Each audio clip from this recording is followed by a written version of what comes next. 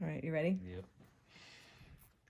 This book is called A Rock is Lively. It's written by Diana Aston, illustrated by Sylvia Long. All about rocks.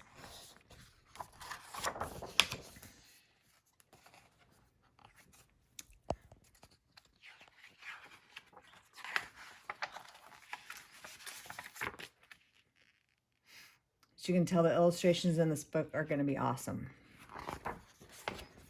A rock is lively. And as you can tell, this is azurite, an azurite geode. And if you look, looks like they took the blue from the inside of the geode and tried to illustrate it. A rock is lively. A rock is lively.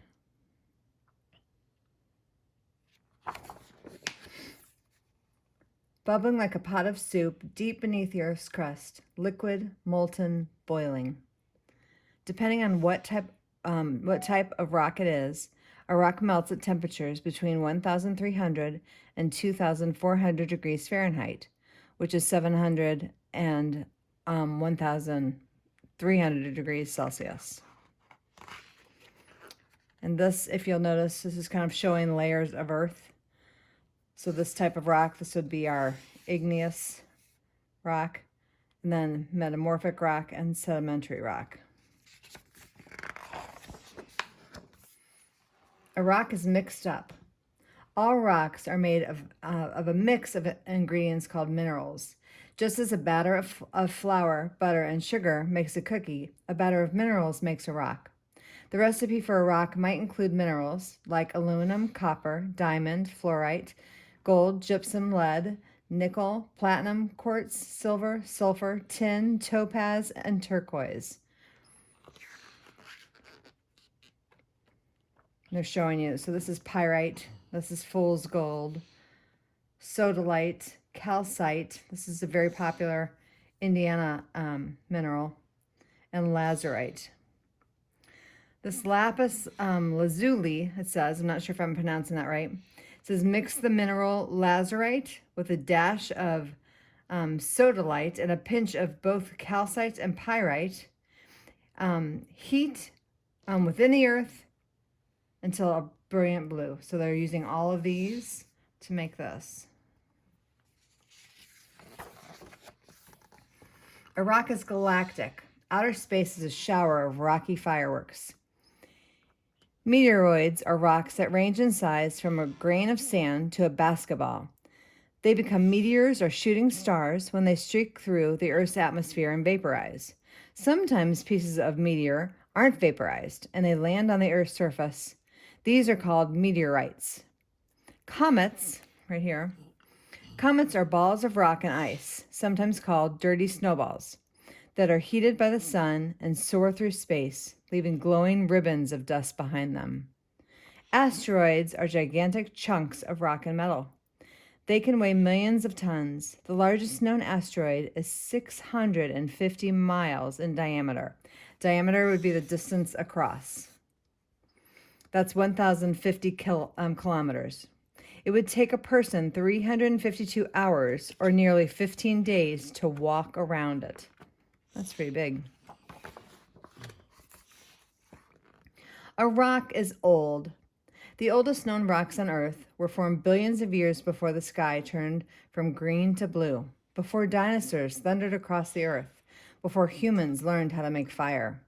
The oldest rocks ever found are nearly 4.5 billion years old. That's pretty old. So here we have a meteorite fragment that's 4.4 billion years old that was found in Algeria. Greenstone that was found in Canada, which is 4.28 billion years old. This is called a zircon crystal found in Australia, which is 4.1 billion years old. A Lewisian, I guess, Nis. It was found in Scotland, 3 billion years old. And granite was found in the United States, 2.5 billion years old. A rock is huge or tiny. Considered to be The world's largest rock, Australia's Mount Augustus, is a sandstone rock with an elevation or height of 3,628 feet, which is 1,106 meters above sea level, about 1,000 feet higher than the world's tallest skyscraper. So 1,000 feet higher. That's pretty tall. It says the carpets of sand on the floors and shores of oceans, lakes, and rivers come from larger rocks that have been ground through weathering into tiny grains. Here's a magnifying glass showing close up what those sands would look like.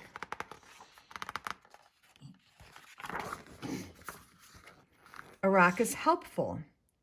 Some birds swallow stones to help them digest food. As the muscles in the gizzards of their stomachs move, food is chewed or crushed by rocks in the same way humans use teeth to break down the food. Crocodiles, seals, and sea lions also ingest rocks, which means they eat them. The extra weight, or what's called ballast, helps them dive deeper and stay steady in water. That's interesting. Sea otters lie on their backs and use rocks to scrape open shells on their stomachs. Seagulls drop mollusks into rocks to break apart their shells. And chimpanzees and crows crack the hard shells of nuts on rocks.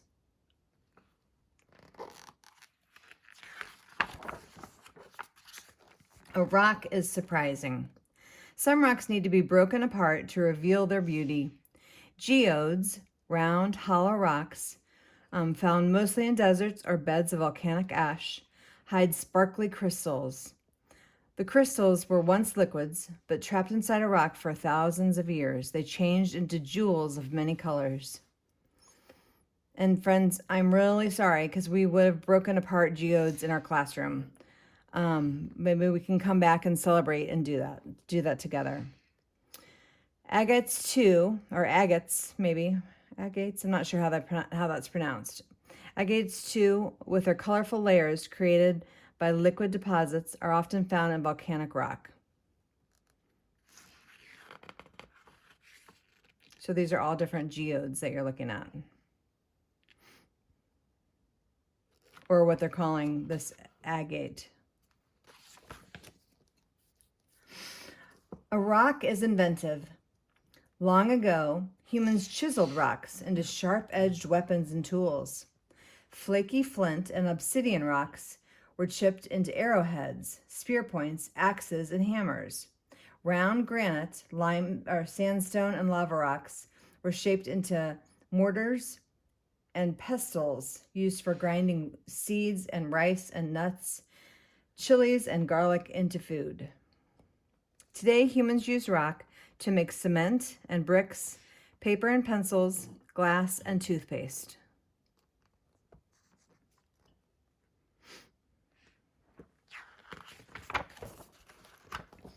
A rock is creative. Tens of thousands of years ago, before there was writing, ancient peoples told stories through symbols. With colors made from minerals, they painted pictographs on cave walls, rocks, shelters, and ledges. They chipped and pecked the surface of stones to make petroglyphs. This here shows a pictograph, and we have a different meaning probably for our pictographs within math.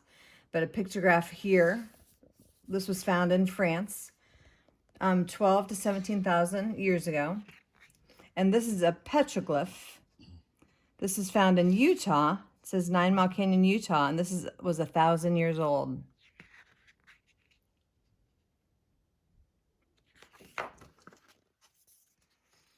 In more recent history, artists and builders have chiseled great sculptures and monuments from all kinds of rocks.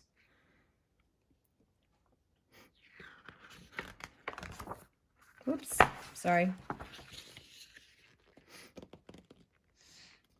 It says a rock is recycled. Sedimentary rocks, like coal and limestone, have eroded over time into smaller pieces of sand, pebbles, and gravel. Then they were pressed together like a layer of cake with fossils, seashells, and decayed plants. Metamorphic rocks began as sedimentary or igneous rocks, but they were baked and squeezed so hard by heat and pressure that they became metamorphic rocks like slate and marble. And the third type of rock is igneous rock. They're formed by magma. And magma comes from a volcano. When magma erupts through volcanoes, it cools and hardens into rocks like granite and pumice. Pumice is a rock that's so lightweight it actually floats on water. A rock doesn't hurry. Over thousands of millions of years, it changes from one form to another. This is called the rock cycle. In a process called erosion, a rock is squashed and scraped by glaciers, whirled by waves and rain, and pushed into the deep earth until it turns into magma. Then a rock is once again lively. And they're showing you that from this volcano comes obsidian rock. Obsidian rock is really black like this.